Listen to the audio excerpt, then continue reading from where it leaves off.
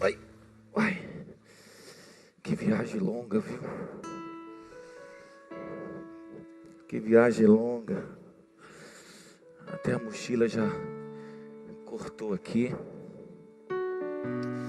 Eu tive que vir de moto para a igreja hoje,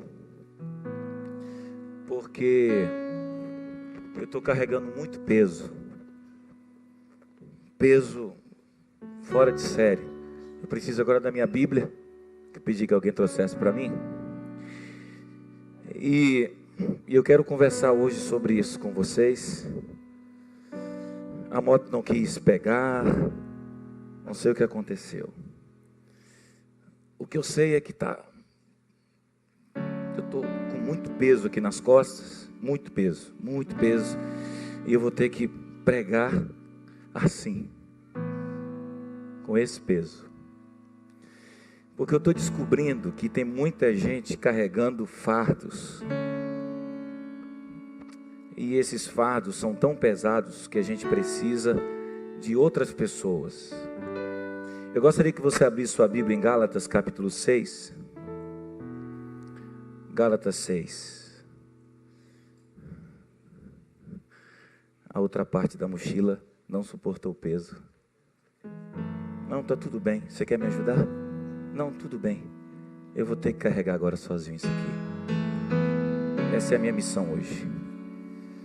Depois eu faço um exercício físico. Gálatas 6.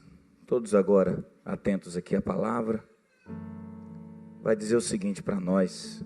Quero agradecer ao nosso irmão Eduardo. Eu gostaria que vocês aplaudissem aí meu amigo que me trouxe de moto, porque eu não estava conseguindo vir sozinho de casa, aí ele me trouxe de moto. Por isso que eu cheguei de moto aqui na igreja. É muito peso. É muito peso. Olha só o que diz a Bíblia. Irmãos, se alguém for surpreendido em algum pecado, vocês que são espirituais devem restaurá-lo com mansidão. Cuide-se, porém, cada um para que também não seja tentado. Agora eu gostaria que todos lessem comigo, porque eu sei exatamente o que está acontecendo aqui agora. Levem o quê? Os fardos pesados uns dos outros, e assim cumpram a lei de Cristo. E se alguém se considera alguma coisa, não sendo nada, acontece o que com essa pessoa? Engana-se a si mesmo. Literalmente o texto está falando sobre uma coisa que é muito séria. Tem gente carregando muito peso, muito fardo. São as coisas difíceis que acontecem na vida. E que tudo que eu gostaria mesmo é que alguém agora me ajudasse. Mas como faz parte do processo hoje à noite, eu vou ter que ir até o fim. Eu estou com uns pesos aqui, além da própria mochila ser bem pesada. E não é fácil você trilhar pelo caminho da vida e sozinho carregar esses fardos. E o texto é muito claro quando diz assim: vocês que são espirituais, se vocês forem surpreendidos observando que alguém cometeu um pecado, e o pecado é um fardo na vida da gente, sim ou não? Claro.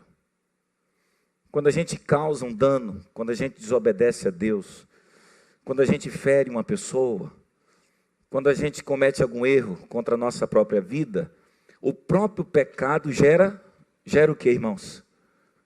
Um peso. O peso da culpa, o peso do remorso, sim ou não? O peso da sensação de que você deveria ter pensado direitinho antes de cometer tal erro. E quando você percebe que a carga ficou muito pesada, ou você usa uma moto, ou você tem que entrar dentro de uma célula, porque a célula é um excelente lugar para a gente compartilhar nossos pesos. Ou você faz parte de uma igreja como essa que o irmão Beto acabou de dizer, que Morada é a melhor igreja que ele conhece. Por quê? Porque é uma igreja que cuidou dele. E aqui para nós, quando a gente está doente, a própria doença é um grande fardo, sim ou não? A doença. Ou quando a gente está depressivo, a depressão se torna um peso que te bloqueia, te paralisa. Só que o texto diz que se for até um pecado, nós que somos espirituais, devemos fazer o que com esse irmão? Se talvez alguém esteja enfrentando a consequência de um pecado que cometeu. Juninho foi lá, fez uma besteira, pisou na casca de banana, cometeu um erro, falou uma besteira. O texto diz que vocês que são espirituais devem fazer o que com esse irmão? Condená-lo? Julgá-lo? Vocês devem excluí-lo da igreja? Não. A Bíblia diz que se vocês são espirituais, vocês devem fazer o que com esse irmão? Estender a mão. Ele deve ser confrontado? Sim. Mas o texto diz, se for para confrontá-lo, que seja com amor. Diga para quem está ao seu lado, corrija as pessoas com amor. Fale isso aí, corrija as pessoas com amor. Porque o amor, ele não chega dando sola. O amor, ele não está querendo fazer com que o outro se sinta mais ainda pesaroso, além da própria carga, que já é desdobramento do erro que ele cometeu. Porque tem gente que não alivia a carga da gente não, tem gente que faz o quê? Tem gente que piora a nossa situação, conhece gente assim? Tem gente que no lugar de estender a mão para a gente, faz o quê? Fica usando até o nosso próprio erro para fazer uma chantagem. É por isso que a Bíblia diz que quem é espiritual, cuida, discipula, acolhe. Quem é espiritual não concorda com o pecado. A Bíblia, ela nunca nos autorizou a sermos condescendentes com o erro do outro. Mas a Bíblia sempre nos orienta de que nós precisamos cuidar de quem caiu. E aí o texto continua, vem comigo, dizendo assim, olhe, e você que acha que é alguma coisa, por favor, leiam para mim, o que é que está aí no texto? Qual é a expressão que está aí? Qual é a advertência? Ou qual é a exortação que está aí? Cuide-se. Porque Paulo vai dizer que aquele que está em pé, cuide-se para que não caia. Significando que há alguém aqui que de fato pode dizer que nunca vai cometer uma besteira na vida. Tem alguém aqui que pode, ensoberbecendo-se, se autoafirmar como alguém que, não, eu jamais adulteraria, eu jamais roubaria alguém, eu jamais faria o dano que fulano fez, eu jamais me envolveria naquela transação financeira escusa que fulano se envolveu. Nunca diga isso, sabe por quê? Porque o texto está dizendo, e você que é espiritual, cuide-se. Porque todos nós somos propensos aos erros. Todos nós podemos cometer erros. Todos nós temos o potencial que é desenvolvido pelo pecado, que Paulo vai dizer que o pecado não está fora de nós, o pecado está dentro de nós.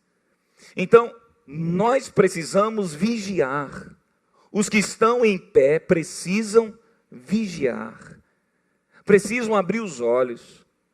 Porque aqueles que estão em pé amanhã podem cair. Bom, mas se você estendeu a mão para alguém quando alguém caiu, o que é que vai acontecer?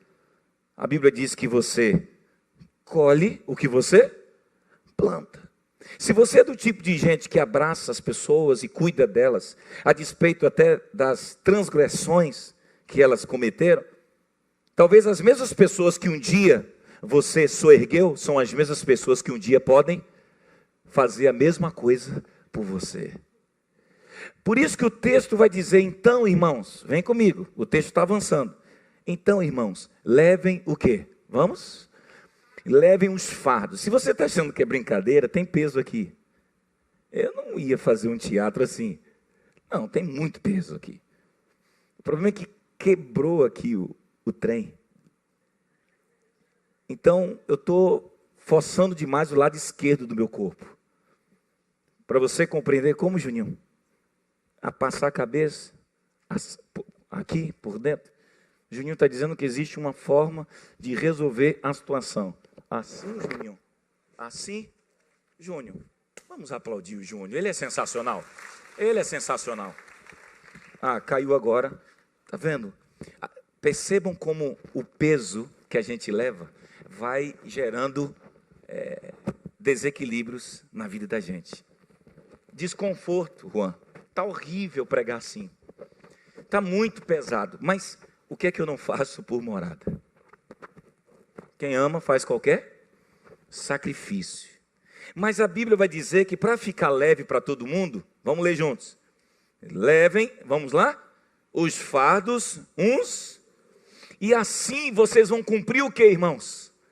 E qual é a lei de Cristo? Alguém aqui sabe? A única lei que Cristo estabeleceu? O amor a Deus, mas sobretudo também ao próximo. Levem as cargas, porque quem estende a mão e cuida do próximo, cumpre a lei de Cristo. Os homens inventam muitas leis, Cristo só inventou uma: amar a Deus, porque é uma que se desdobra em duas: amar a Deus e amar o próximo. Mas impressionante que a gente inventa muita coisa, a gente só não cumpre aquilo que Jesus tanto pediu para nós: cuidarmos uns dos outros, nos importarmos uns com os outros. E é tão bom quando isso acontece. É tão bom quando você se importa com as pessoas. É tão bom quando você ouve o irmão Beto dizer: eu amo esta igreja porque esta igreja tem orado por mim. É tão bom, durante a semana eu visitei muita gente, e quantos testemunhos, irmãos, impressionantes, de gente que anda dizendo assim: eu não sabia que fazer parte de uma igreja era uma coisa tão boa. Eu pensei que o irmão Gerson estaria aqui, porque ele iria participar comigo aqui do discurso de hoje à noite, mas talvez, pode ser que ele, protegendo sua criança, não pôde vir ao nosso auditório. Irmão Gerson, essa coisa linda, fica em pé, Gerson. Esse irmão querido, eu gostaria de um microfone, por favor. Hoje é uma noite muito especial.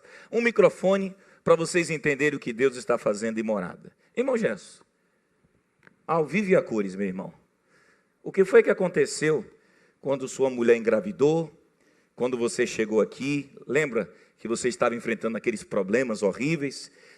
O que é que morada hoje representa para você? Boa noite, igreja.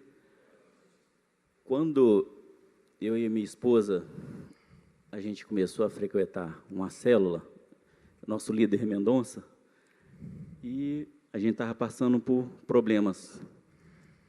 E minha esposa chegou a me deixar. E me senti sozinho naquele momento. E por coincidência eu também tenho moto, e coloquei o peso nas costas e fui andar de moto para ver se aliviava. No momento alivia, mas quando a gente retorna, o peso ele continua. Mas eu conheci também o pastor Oséias, vim aqui, chorei com ele chorou comigo e me pediu para ficar sempre na célula, que é onde que eu consegui ser fortalecido. E os irmãos da minha célula, Rodrigo, Paula, Mauro, Priscila, Lúcia, Hélio, Mendonça, Viviane, e tem mais aí que eu não estou conseguindo lembrar aqui não. Eles oraram por mim, continuaram orando, procuraram minha esposa, mandava mensagem, ligava, e passaram alguns meses, um mês, ela resolveu voltar. E nesse meio tempo ela estava grávida. E a célula foi e abraçou ela também. Glória. E continuou a orar por ela e por mim.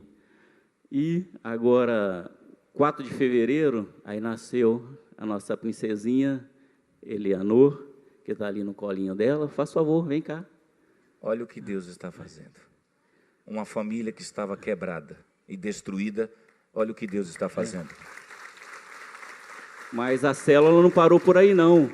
Quando ela estava, logo no dia 4 pela manhã, que ela ia para o hospital, eu mandei mensagem no grupo da célula, os irmãos oraram, se prontificaram, foram no hospital, foram lá em casa e perguntou se precisava de alguma coisa, e Eu tive que até dar senha para eles, para ver se parava um pouco de ir. E teve o irmão Rodrigo, coitado, fiquei até com pena dele, que na sexta-feira ele queria ir no sábado. Eu falei, não, sábado é o pastor que vai lá em casa. E até brinquei com ele, falei, se quiser, marca outra na agenda aí, porque está lotado.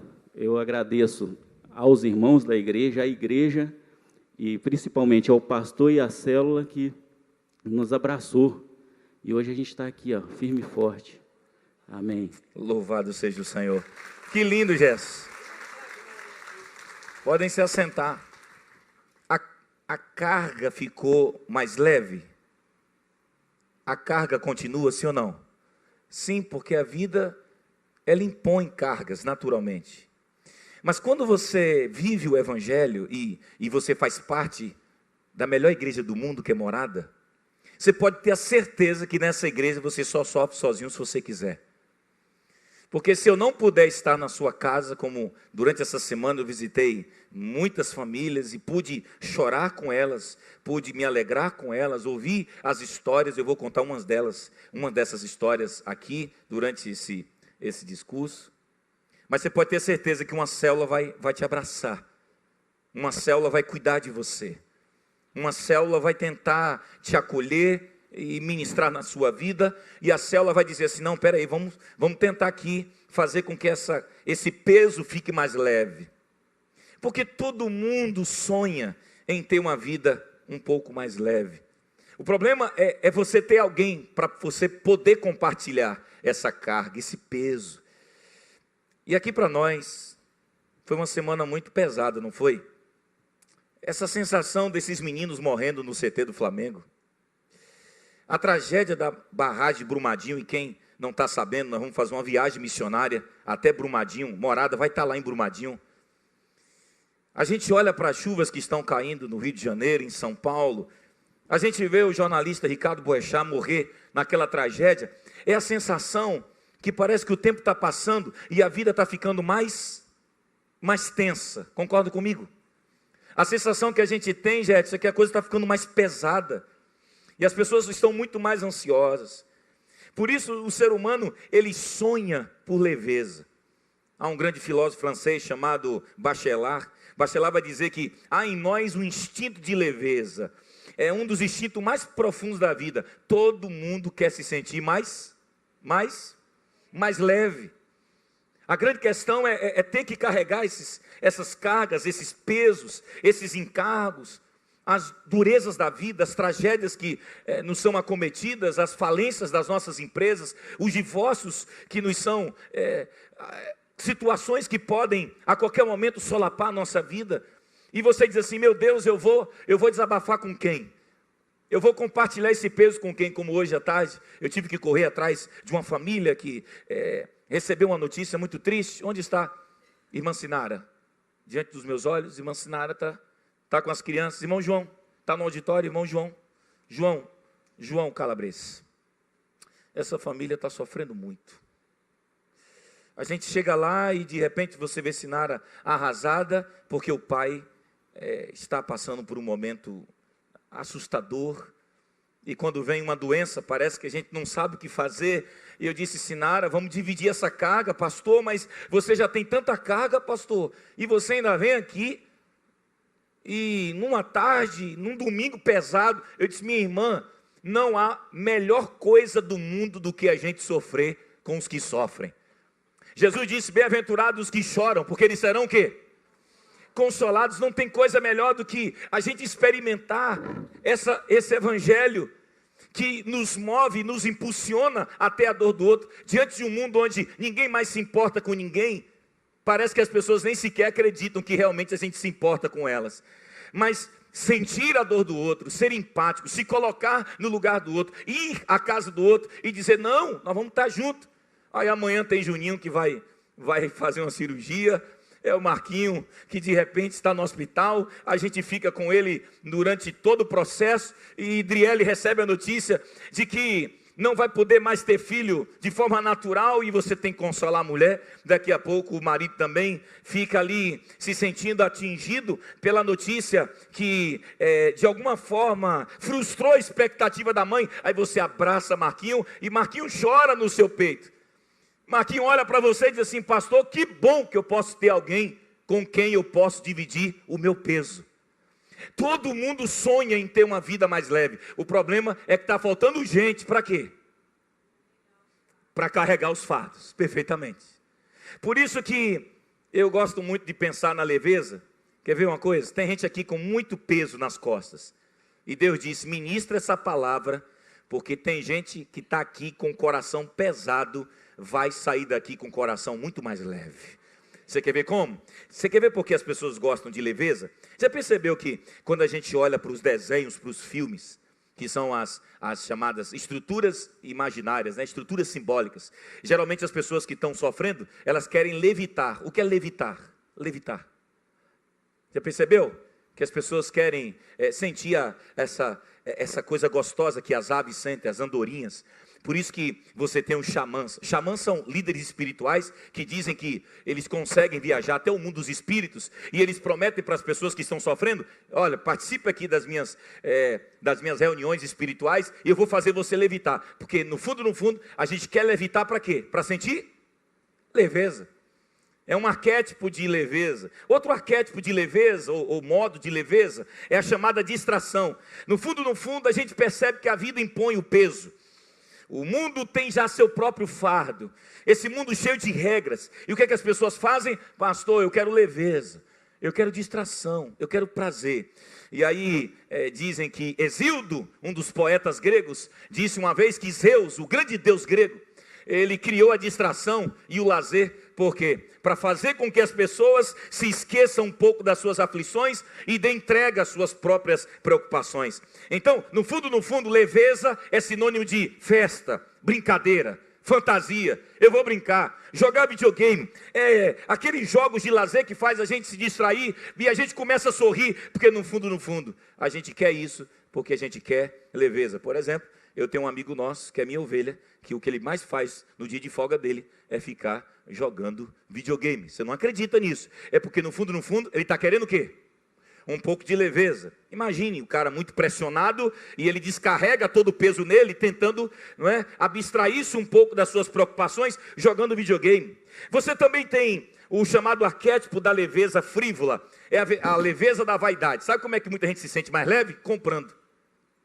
Tem gente aqui que com certeza faz isso. Aloca o peso para as compras. E aí entra no chamado consumismo. Conhece gente assim? Que vai para o shopping para quê? E começa a comprar de forma assim desmedida. E gente que na hora que está tenso, na hora que está nervoso, na hora que está depressivo, vai para onde? Vai para alguma loja para de alguma forma alimentar o seu desejo por vaidade. É o que a gente chama de prazer frívolo da vida. O consumismo trabalha muito com essa ideia. O consumismo sabe que está todo mundo sofrendo e alguém diz assim: compre, porque quando você compra você fica mais relaxado. E tem gente que aceita isso. Você também tem a chamada leveza inconstante. É gente que diz assim: eu estou muito tenso, eu estou muito carregado de tanta coisa. Sabe de uma? Vou chutar o balde. Eu estou precisando de leveza. Estou precisando de uma vida mais tranquila. Sabe o que eu vou fazer? Libertinagem total. Aventura amorosa. Flertes de verão em Vitória. É sexo casual. Na hora que eu quero eu vou lá e começo a transar com uma, com outra, com uma, com outra, com uma e com outra, para ver se eu sinto mais leveza. E aí tudo se apoia na inconstância e na mobilidade do desejo. Aquilo que o desejo estabelece como parâmetro, essa pessoa é governada pelo parâmetro estabelecido pelo desejo, porque tudo que ela quer em satisfazendo os seus desejos, ela se sentir mais leve. Mas também existe a leveza da vida serena. Aqui entra o budismo. Por que eu não sou budista? Porque no fundo hoje também se tem um negócio assim: não, você precisa ter uma vida zen. Bem baiano, me respeite, tá? Olha o respeito. Eu gostaria de uma reunião com o conselho após o culto. É porque eu dou ousadia, irmãos. Esse é meu problema, eu dou muita ousadia às ovelhas. O cara ao vivo faz um negócio desse comigo. Ele está dizendo que budismo tem tudo a ver com baiano. Me respeita, rapaz. Eu fiquei numa raiva dele aqui agora, irmãos. Mas a leveza. Aí você tem que ter paz na alma.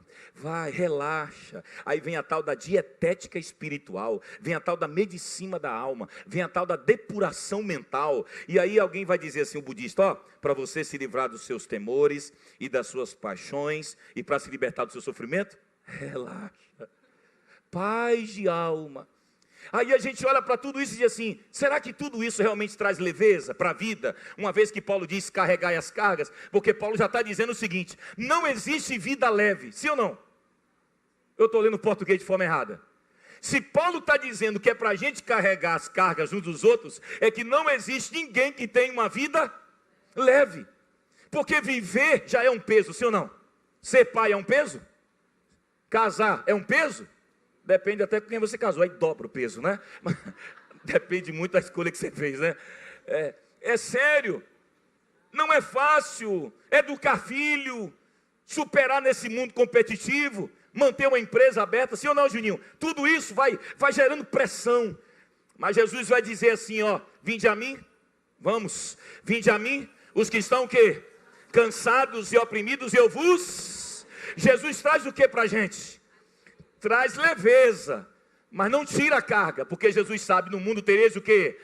E as aflições geram peso, sim ou não?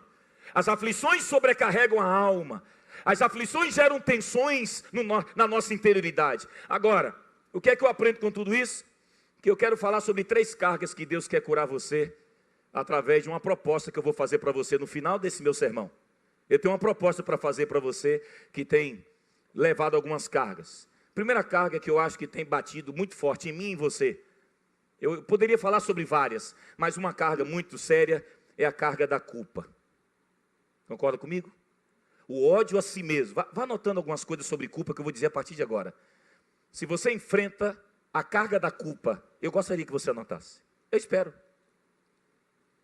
Eu não estou fazendo um discurso pragmático, eu estou fazendo uma conversa com o auditório que sempre vem aqui na nossa igreja. A culpa, se você sofre disso, ou se você conhece alguém que sofre da culpa, lembre-se que a culpa é o ódio a si mesmo. É a pessoa que não suporta conviver com seus próprios erros. A culpa leva à depressão, a culpa leva as pessoas ao desespero. A culpa leva muita gente à terceira ponte. Não se engane que muita gente que já se jogou da terceira ponte é porque tinha culpa no coração. A culpa é um trem bem complicado, sabe por quê? Porque a culpa é um veneno tão poderoso, que esse veneno pode anular até a possibilidade de a gente acreditar que realmente Deus nos ama e que nós somos filhos amados por Deus. A culpa é um trem tão violento, que ela se torna geralmente uma emoção muito egocêntrica. Por quê? Porque ela é egocêntrica.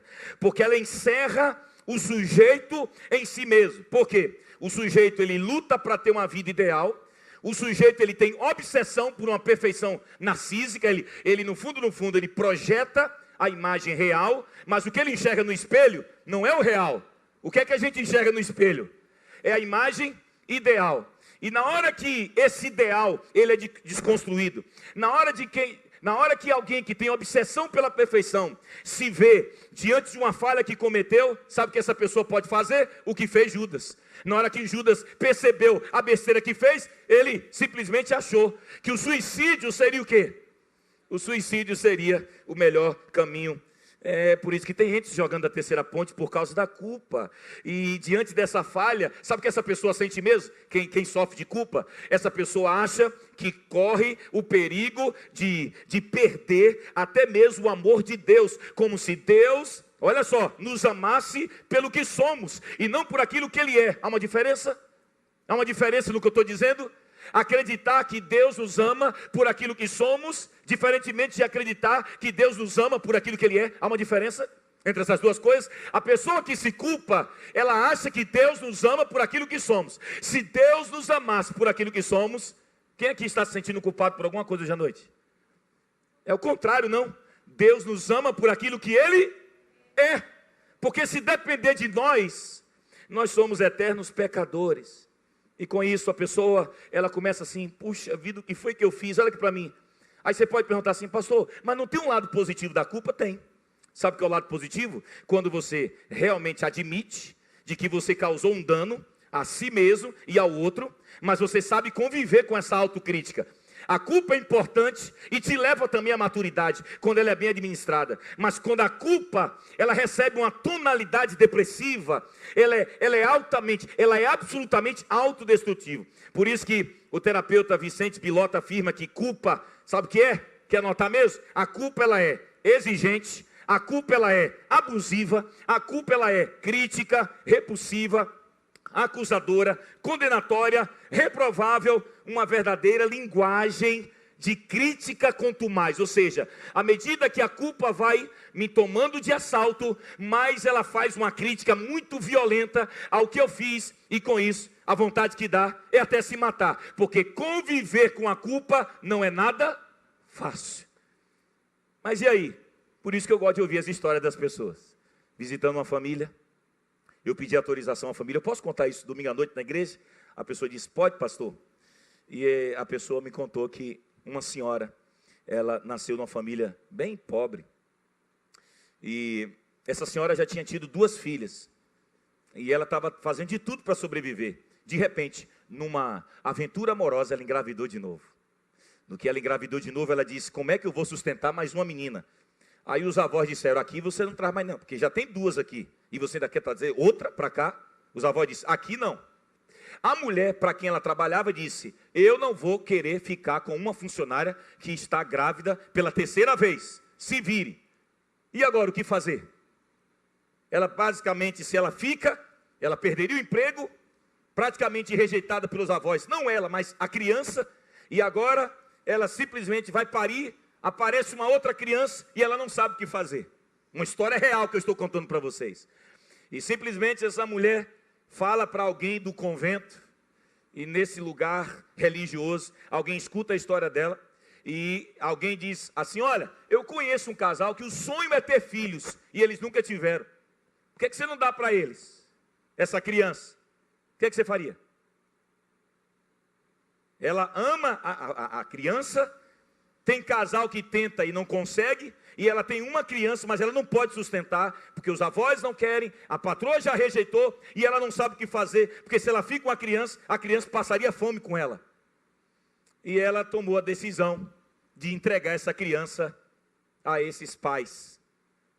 E foi tudo daquele jeito como era antigamente, lembra? Que não tinha nada de juiz, nem de advogado, nem de encaminhamento jurídico. Eu sei que ela passou a criança, e ela até hoje não conhece essa criança, mas por causa de toda essa dinâmica existencial, essa mulher carrega o que dentro dela?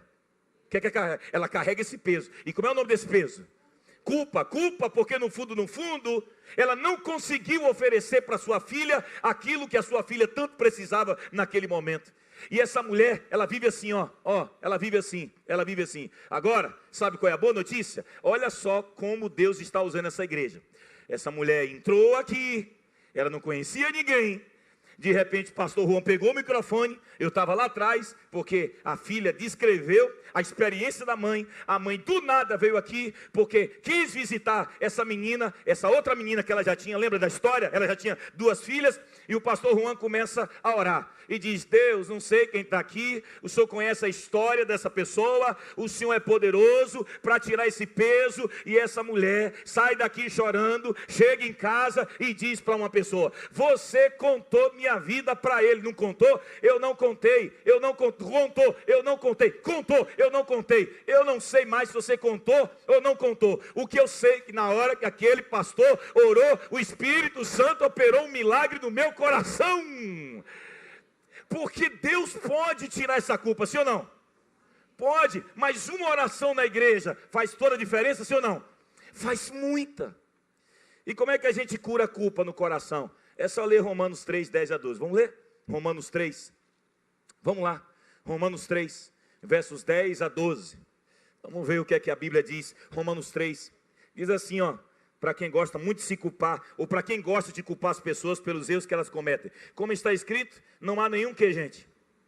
Nenhum justo, nenhum sequer. Não há ninguém nesse mundo que entenda, ninguém que busque a Deus. Todos se desviaram, versículo 12. Tornaram-se juntamente inúteis. Não há ninguém que faça o bem. Não há nenhum sequer. Fala para quem está ao seu lado, não há um justo nessa terra. Fala aí, Segundo a Bíblia, não há. Não há um justo. Por que é que eu tenho que carregar a carga de quem está sofrendo? Porque eu olho para essa pessoa e preciso ter o que por ela? Misericórdia. Agora, olha só o que a Bíblia diz. Olha só, versículo 20. Vamos lá. Versículo 20 agora. Portanto, de Romanos 3. Portanto, ninguém será declarado justo diante dele, baseando-se na obediência à lei. Pois nos tornamos plenamente conscientes do nosso que, gente? Todos nós temos consciência. Mas agora vem o texto que para mim ele é incrível. Romanos capítulo 4. Aliás, Romanos 5, versos 6 a 8. Romanos 5, versos 6 a 8. De fato, no devido tempo, quando ainda éramos fracos, louvado seja o nome de Jesus, quando nós ainda éramos fracos, cheios de culpa, gente tenebrosa, gente com pensamento pernicioso, gente dominada pela pornografia, gente que de vez em quando é guiada pela raiva, pela obsessão, quando ainda éramos fracos, Cristo morreu pelos ímpios. Dificilmente haverá alguém que morra por um justo, embora pelo homem bom, talvez alguém tenha coragem de morrer, mas Deus demonstra o que, irmãos? Por gentileza, mesmo sendo tão pecadores,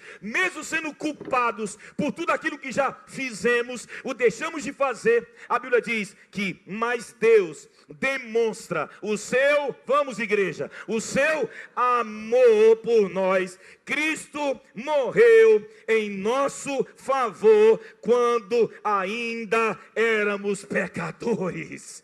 Isso é maravilhoso. Diga para quem está ao seu lado: o sangue de Jesus te liberta de toda a culpa. Diga isso aí. O sangue de Jesus te liberta de todo o que, gente? De toda a culpa. Mas isso acontece da noite para o dia? Não. Você precisa de ajuda para lidar com a culpa. Segundo peso, e aqui eu quero perguntar quem carrega ele: ansiedade. O peso da ansiedade. Levante a sua mão mais alta assim. O ansioso, até a mão dele é ansiosa. É incrível. O olhar é ansioso, o sentar é ansioso, a forma é uma angústia de alma, a ansiedade, o trem. Quem aqui é ansioso? Por favor, mais uma vez. Quem aqui admite, pastor, pensa uma pessoa ansiosa? Eu também sou muito ansioso. E o pior é que a ansiedade é um peso, sim ou não? O peso da ansiedade. Aquela sensação que você está diante de um perigo. Pior, que o ansioso, às vezes, ele imagina coisas que nem sequer estão acontecendo. Esse é o problema do ansioso. Ele fica viajando pela maionese o tempo todo. O problema da ansiedade é que é um mal da espécie humana. Já diz o Augusto Cury, né? O mal do século. É uma coisa absurda. Gente ansiosa sofre de transtorno de pânico, transtorno de ansiedade generalizada, transtorno de estresse pós-traumático, transtorno fóbico, transtorno obsessivo compulsivo, que é o TOC. Aí você tem as obsessões, você tem as compulsões, é uma coisa absurda. E eu quero te dizer que sofrer de ansiedade, se você não tem alguém para sofrer com você, você se joga da terceira ponte. Eu não estou brincando aqui. A coisa é muito séria. A ansiedade, se ela for aumentando, você surta. E isso é um peso. Aliás, eu errei, porque a cada ponto do sermão, eu tenho que tirar um peso do meu. Impressionante que as pessoas olham, sorriem, mas não ajudam. Ou seja, elas não aprenderam nada. Obrigado, irmã. Isso, elas olham, você vê como virou o ser humano. Mas ninguém ajuda. Peraí, irmã, aqui. À medida que eu fosse falando de um peso, eu tenho que tirar um peso para ver se, porque está lascando aqui minhas costas.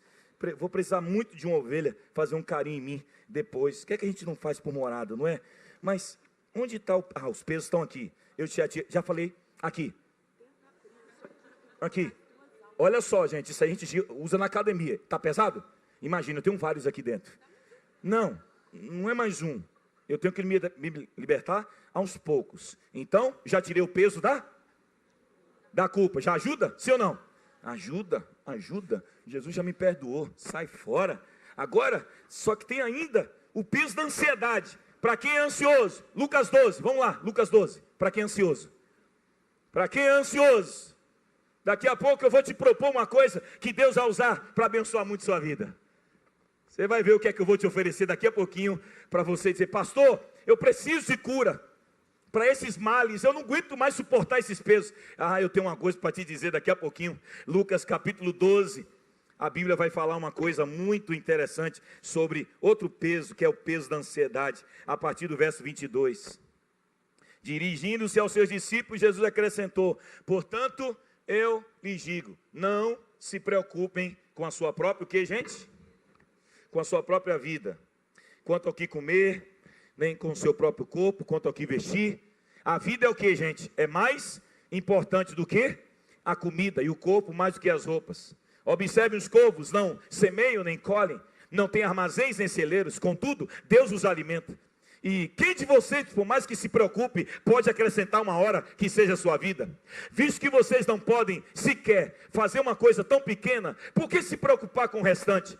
Observem como crescem os lírios, eles não trabalham, não tecem, contudo eu lhes digo que nem Salomão, em todo o seu esplendor, vestiu-se como um deles. Se Deus veste assim a erva do campo, que hoje existe, e amanhã é lançado no fogo, quanto mais vestirá vocês, homens de pequena fé. Não busquem ansiosamente o que comer ou beber, não se preocupe com isso, porque o mundo pagão é que corre atrás dessas coisas, mas o Pai sabe do que vocês precisam. Então, leiam comigo, busquem o que, irmãos?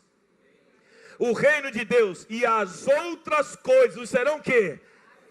Perfeitamente. É difícil viver isso? É muito.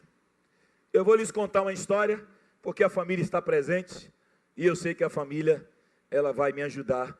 E Bruna, em alguma parte que eu errar, você me corrige. Eu quero registrar o meu carinho por Maria, Luísa, Ana Clara, Bruna e Luciano. Era uma vez uma família que tem duas gêmeas, e elas não são univitelinas. Meninas lindas, mas você já está olhando para as meninas, fique na benção, que o pai está ali. Meninas extraordinárias, nasceram com um bocado de problema no corpo. E Bruna vai contando a história, você não acredita, não é possível. Porque quando o Levi aparece, quando já está com gripe, eu já estou, meu Deus, o que é que está acontecendo, meu pai? E Bruna foi narrando, que principalmente a Ana Clara, concorda comigo? Foi quem primeiramente já foi manifestando muitos problemas. E isso foi piorando, e é assim, Ana Clara começava, 6 meses depois, Maria Luísa já começava a desenvolver os meus problemas.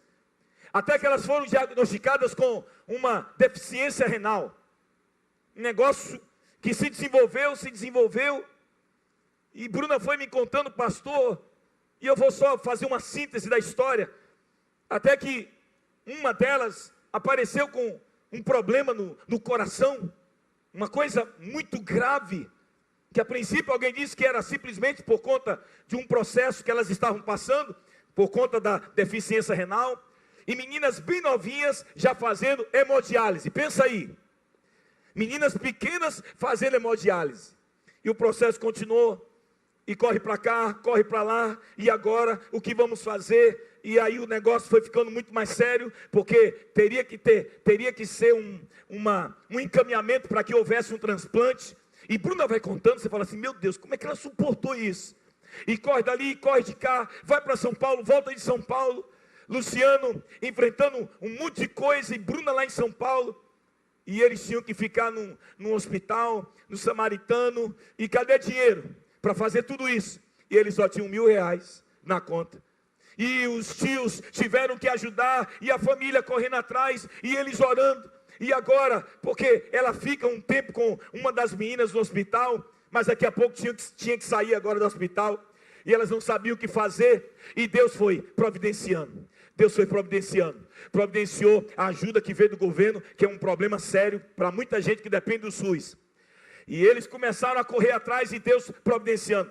Luciano tinha que ir para São Paulo, Deus providenciou uma caminhonete. Eles estavam em São Paulo, Deus providenciou um apartamento que eles puderam pagar. E colocou a Ibabe. A igreja do pastor Ed os ajudou em São Paulo, na hora que eles mais precisaram. E eles vão narrando a história, e você diz, meu Deus, como pode esse pessoal ter encarado tudo isso? E ela dizendo que quando eles ficavam deitados numa salinha gelada, um apartamentozinho simples, o primeiro era de um primeiro quarto, assim, só de um único quarto, e eles ali, e eles brincavam dizendo, não, nós estamos fazendo acampamento de família. E eu disse, meu Deus, que absurdo, Bruno, pastor, foi assim que a gente foi lutando, até que Deus abençoou, e o médico não queria levar para um hospital, Deus levou para o melhor.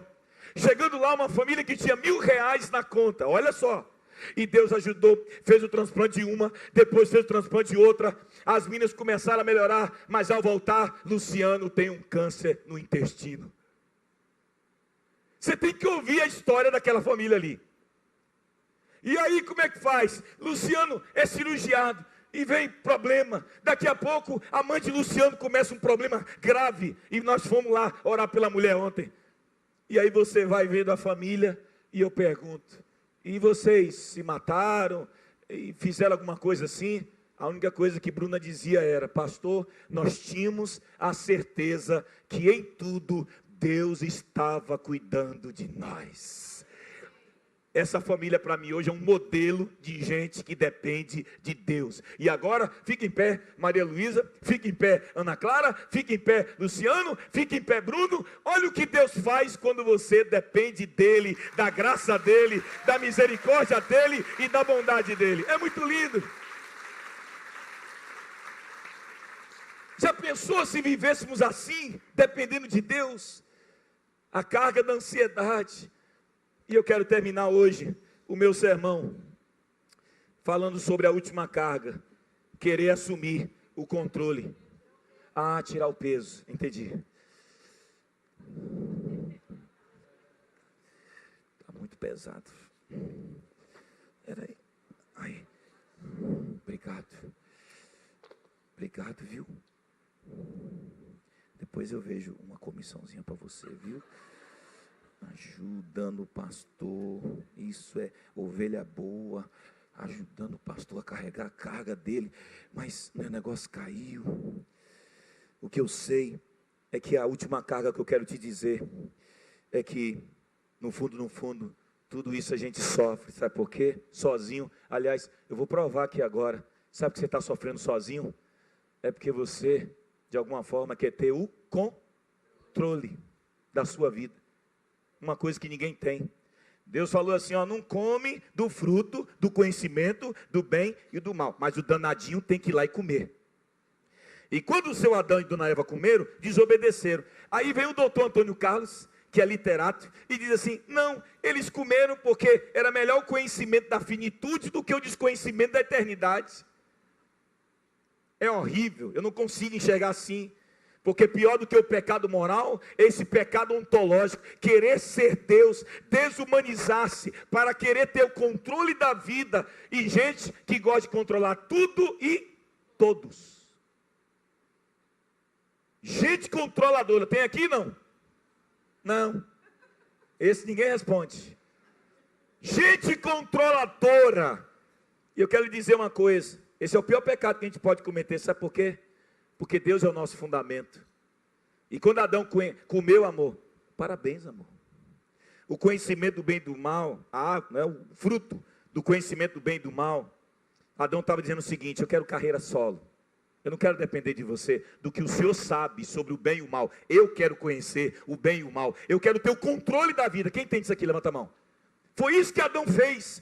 Eu quero ter o controle, eu não quero que eu dependa de você, para que eu administre a minha própria existência. Essa foi a coisa louca que o ser humano fez, e tem gente fazendo isso até hoje, e gente controladora, atenção, não é para ferir, nem para machucar, é gente presunçosa, gente soberba, não ouve ninguém, não se permite ser discipulado por ninguém, gente que não se permite ser pastoreado por ninguém, e não abre o coração por ninguém. Aliás, por isso que célula não é para gente soberba, é célula.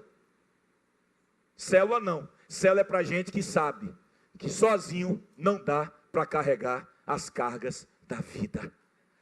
E aí você diz, eu não quero ter o controle, eu não consigo ter. E aí o Salmo 103, lê só para mim isso aqui, que eu vou orar por você. Salmo 103, Edson. Eu quero ministrar uma palavra aqui de cura na vida das pessoas. Salmo 103, eu gostaria que você lesse comigo versos 15 e 16. Você que gosta de ter o controle e gosta de controlar tudo e todos, deveria ler o Salmo 103, versos 15 e 16 o tempo todo. Salmo 103, versos 15 e 16. A Bíblia só diz assim, ó: a vida do homem é semelhante à relva, ela floresce como a flor do campo, que se vai quando sopra o vento e nem sabe mais o lugar que ocupava. Mas no versículo 14, o que é que a Bíblia diz? Na verdade, Senhor, Ele sabe que nós somos formados. Lembra-se, Senhor, que nós somos o que, irmãos? Na verdade, pó. Fala para quem está ao seu lado, você é pó. Faz assim, ó. Só para você entender o que você é. Pó. Como é que alguém que é tão pó se acha no direito de querer controlar a sua vida e a vida dos outros? Isso é um absurdo. E eu quero dizer uma coisa, ó. Eu escrevi aqui, ó, bonitinho, para terminar meu sermão de hoje, ó. Está no final aqui, ó. Quer ver? Está escrito aqui, o que eu vou ler. Eu já tentei ser como Deus. Alguém aqui já tentou? Alguém aqui já tentou ser alguém que controla a vida? Levante sua mão. Não tem? Eu também já tentei. Sabe o que eu descobri? Que quando a gente tenta ser como Deus, a gente só se dá mal. Querendo ter o controle de vida das pessoas, ter o controle de mim mesmo. Na tentativa de querer ser Deus, até Carol quase eu perdia. Que eu queria ser Deus na vida de todo mundo. E eu vou lhe dizer uma coisa. Essa semana agora foi uma semana muito dura. Sabe por quê? Recebi muitas notícias tristes. Para quem não sabe, eu sou um pastor de viver com as pessoas. Se você quiser viver comigo, eu sou absolutamente acessível. Quer que um dia eu esteja na sua casa? Basta marcar. Amo estar com as pessoas. Gosto de ensinar e gosto de pastorear. Gosto de ensinar e gosto de pastorear as pessoas. E durante essa semana, foi uma semana muito dura para mim. Apesar de ver Benício nascer, apesar de chorar quando Benício nasceu, filho de Marquinhos, que Deus abençoe Marquinhos e Adriele. Mas foi uma semana dura, sabe por quê? Porque logo nos primeiros dias, eu fiquei sabendo de uma notícia muito triste sobre a saúde de alguém que eu amo muito aqui em Morada. Acabei de receber uma notícia péssima, por isso que eu corri hoje à tarde, quando eu soube do pai da Sinara, e Sinara estava sofrendo muito na casa dela. Ah, irmãos, tem muita gente aqui sofrendo. Ontem, uma família disse: pastor, nos ajude, pastor, porque os nossos filhos estão sofrendo. Na última quinta-feira, acolhi uma mãe que chorava e dizia: pastor, me ajuda. E eu fico olhando para aquilo tudo e dizendo: poxa, seria tão bom se eu fosse Deus. Ah, se eu pudesse agora ir na casa de cada um aqui. Ah, se eu pudesse estar lá. Ah, irmãos, era tudo que eu queria. Visitar todo mundo, caminhar com todo mundo, discipular todo mundo. Mas eu não posso. E eu não posso porque eu não sou Deus. Mas uma coisa é verdade.